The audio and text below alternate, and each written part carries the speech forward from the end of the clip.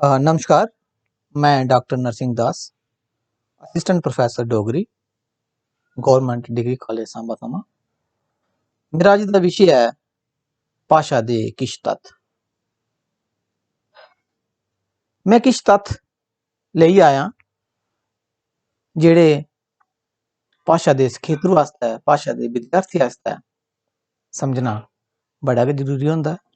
और एह् बिल्कुल बेसिक गल्लां न, बड़े बेसिक शब्द न, मुंडले शब्द न, जिन्हें दी समझे बगैर विद्यार्थी जेकर भाशा अग्गें पढ़दा है, भाशा पढ़दा है, तो उसी अगर इन्हीं शब्दें की जानकारी नहीं है तां मिगी लगदा कि उ'नेंगी भाशा नहीं पढ़नी चाहिदी, भाशा गी ओह् नहीं समझी सकदे, नहीं पढ़ी सकदे। ओह् तत्थ इस चाल्ली न। सारें कोला पैह्ला जेह्ड़ा शब्द है ओह् है भाशा, फिर भाव विचार, फिर वाक्य, शब्द जां रूप, अक्खर, वर्ण ते ध्वनि।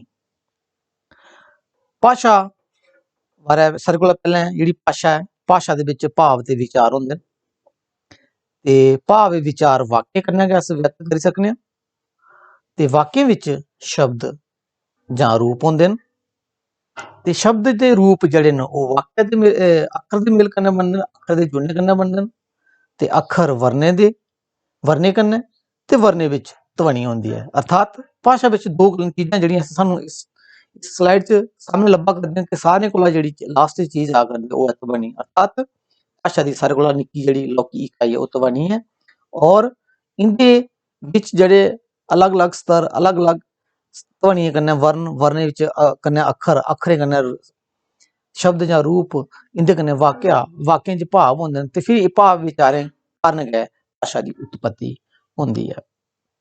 सारें कोला पैह्लें अस गल्ल करने कि भाशा केह् होंदी है। जियां सब जानदे न, हिंदी, डोगरी, पंजाबी, तमिल, अंग्रेजी, उर्दू बगैरा एह् सब भाशा गै न। भाशा हर जीव जंत बोलदा है, पर उंदा इस भाशा कन्नै कोई सरोकार नहीं है। इस भाशा दा सरबंध मनुक्ख दी मौखिक भाशा कन्नै, ना कि अंगिक, संकेतक, चित्रात्मक भाशा कन्नै। भाशा यादृशिक, वाचिक, ध्वनि संकेतें दी ओह् व्यवस्था है जेह्दे कन्नै माह्नू अपने भावें विचारें दा आदान प्रदान करदा है। अस इस परिभाशा च दिक्खेआ कि चार गल्लां सामने आईयां। पहली गल्ल कि भाशा एक व्यवस्था है, दूई गल्ल भाशा संकेतात्मक है, त्री गल्ल भाशा वाचिक ध्वनि संकेत है, ते चौथी गल्ल है भाशा यादृशिक है। ते भाशा भावें विचारें दा गै समूह होंदी है। हुण अस गल्ल करचै भावें विचारें दी। भाव जां विचार गै भाशा दी उत्पत्ति दे मुक्ख कारण होंदे न। अर्थात बंदे जिसलै इंसान दे मनै च कुछ गल्ल, कोई भाव विचार औंदा है, ओह् उसी अभिव्यक्त करना चांह्दा है, ते उसी अभिव्यक्त करने आस्तै उसी भाशा दी लोड़ पौंदी है। भाव शब्द भविता, वसिता ते प्रक्रिया जनेह् शब्दें कन्नै बने दा है, जेह्दा अर्थ होना है। इंदे कन्नै गै ज्ञान कठेरेआ जंदा है, अर्थात भावें कन्नै गै ज्ञान कठेरेआ जंदा है। इंदे कन्नै गै घर परिवार, समाज जां देश तरक्की करदा है। अज माह्नू ने जंगल थमां मंगल तक दा सफर इंदे कारण गै तय कीता। भाव गै स्रोत ते दर्शक गी अर्थ दिंदा है। एह् विशे शरीरक क्रिया ते मानसिक भावनाएं गी दूर तक पजाने दा साधन है। भाव विचार इक जां इक शा मते, माफ करना, भाव विचार बिच इक जां इक शा मते वाक्य होई सकदे न। भाव विचार मतलब वाक्यें दा। आओ हुण गल्ल करचै वाक्यें दी। जियां वाक्य सुनो, जागत खेढा करदा है, मजदूर कम्म करा करदा है, मास्टर क्हानी पढ़ा करदा है। वाक्य भाशा दी लौह्की अर्थपूर्ण इकाई है। वाक्य बगैर भाव विचार दुए तक नहीं पहुंचाई जाई सकदे। रूपें दा समूह होंदा है वाक्य। मानसिक पक्ष दी पूर्ण प्रधानता दे कारण भाशा दा अभिव्यक्त रूप है। वाक्य भाशा दा आनंद रूप है। भाशा दी सार्थकता वाक्य कन्नै गै नापी जंदी है। भावानुभूति रसानुभूति का साधन वाक्या गया। वाक्या सत चित ते आनंद का मिलिया जुलिया रूप है। क्रिया वाक्या का लाजमी हिस्सा होंदा है। रूपें दे मेल कन्नै वाक्या की रचना की जाती है। शब्द या रूप वाक्या के खंड करने पर रूप लभदे न। इंदे च शरीरक ते मानसिक दोया तत्व होंदे न। रूप च व्याकरणिक टकोदा होंदियां न, शब्द च नहीं। शब्द कोश की वस्त है ते रूप प्रयोग की। वरने ते अखरें का नया समूह जिसका कोई अर्थ होता है वह शब्द खुआंदा है। शब्द रूप बनिया गया वाक्य च प्रयोग होंदा है। जिसला कोई शब्द कुसा वाक्य च शामिल हुई है उसके अर्थ की पूरा करने च मदद करदे न जां उसी अगे वधांदे न तां उसी रूप गलाया जांदा है। जियां जागत, जा, घोड़ा, पी ये सारे शब्द न।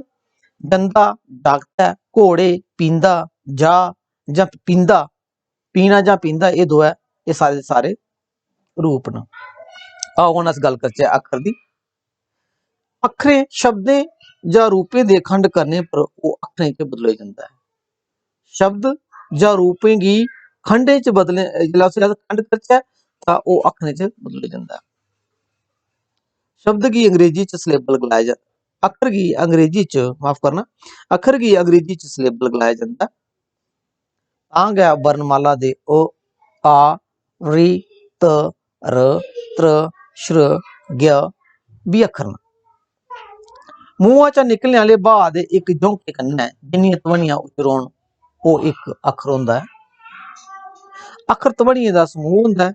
ओ, आ ये दो बक्खरे बक्खरे अखर न मगर ये एक अग्गे जाइयै भी ये दो वर्णें कन्नै भी एक वर्ण अखर बनदा है। आ, क, अ, क, त, र, अ, त्र, क, छ, अ, क्ष ये सारे तिन तिन वर्ण मिलाइयै एक एक अखर बने दा।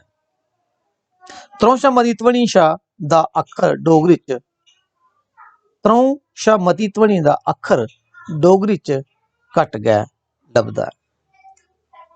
आओ हुण गल करचै वर्णें दी। वर्ण केह् होंदा है? कुसा ध्वनि दे लिखत रूप जां चिन्ह गी वर्ण गलाया जांदा है। जरूरी नहीं जे कुसा भाशा च जिन्नियां ध्वनियां होन उन्ने गै वर्ण होन। अंग्रेजी च 20 स्वर ध्वनियां न, ब लेखन च 5 वर्ण गै बरतोंदे न।